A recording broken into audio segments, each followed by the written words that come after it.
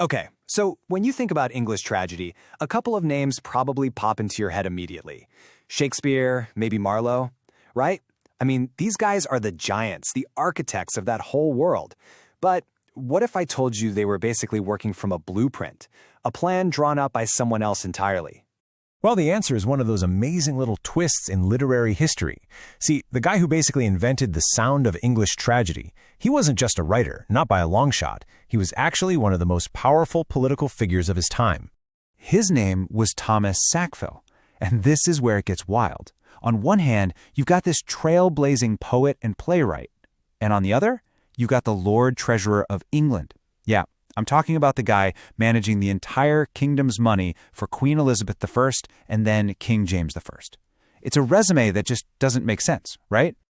Sackville's life unfolded during this absolutely crucial moment in English history. And while politics would pretty much take over his life, the stuff he wrote when he was young was so revolutionary, you can still hear its echoes in every great play that came after him. So, let's dive into his first, and you could argue his most important creation.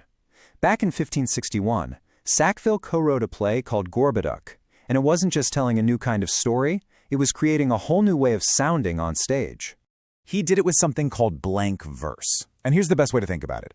Imagine all the poetry before this was like, I don't know, an acoustic guitar. It's beautiful, it rhymes, it has a clear structure. Sackville comes along and invents the electric guitar. It's still got a rhythm, that iambic pentameter, but by ditching the rhymes, it suddenly sounds raw, powerful, and a whole lot more like how people actually talk, just elevated. It was the perfect sound for high-stakes drama, and he was the one who plugged it in for the very first time. And just look at the dates here. Sackville's Gorboduc hit the stage a full 26 years before Marlowe's first big hit. And we're talking almost 40 years before Shakespeare really mastered the form in classics like Julius Caesar. Sackville didn't just set the stage for them, he literally built it. So what was this groundbreaking play actually about? Well, it makes perfect sense when you remember who he was. As a top statesman, Sackville was obsessed with political stability. And Gorboduc is this chilling, deep dive into what happens when everything falls apart. It's just this horrifying spiral into total chaos. King Gorboduc makes what he thinks is a wise decision: divide the kingdom between his two sons to keep the peace. Big mistake. It immediately sparks this vicious rivalry. The younger son, Porrex, kills his brother, Ferrex. Then their own mother, Queen Vidina, just snaps with grief and rage and murders her last surviving son. Just like that, the entire royal line is gone. And what happens next? The people rise up, the kingdom collapses, and it's all-out civil war. I mean, it is a total political nightmare unfolding right there on stage. So here's the kicker. This wasn't just a story for the masses. This play was performed for Queen Elizabeth I.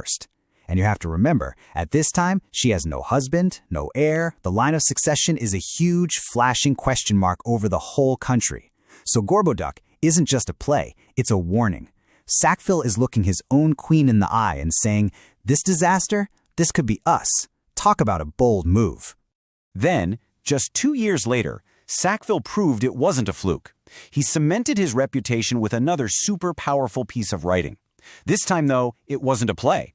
It was a contribution to this massively popular collection of poems that was kind of like a moral instruction manual for the rich and powerful. The book was called A Mirror for Magistrates. And the idea behind it was simple, but absolutely brilliant. The ghosts of powerful, famous people from English history come back from the dead to tell you their stories, how they rose to power and how they crashed and burned. It was all about teaching lessons on how quickly power disappears and just how dangerous ambition can be.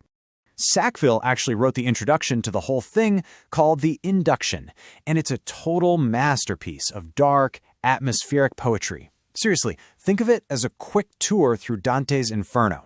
He guides the reader through this grim underworld where you meet characters like sorrow, dread, and revenge. It sets this incredibly heavy moral tone for everything that follows. His main poetic contribution was the story of the Duke of Buckingham, a guy who was executed by Richard III. And through the Duke's ghostly voice, Sackville really digs into his favorite themes: how fortune can turn on a dime, the perils of ambition, and the heavy moral price of power. It's the exact same obsession with political ruin we saw in Gorboduc, but this time as poetry. And then he basically stopped writing. His day job as a statesman just completely took over, but the mark had already been made. With just 2 major works, both written before he was even 30, Thomas Sackville had already changed the game for English literature.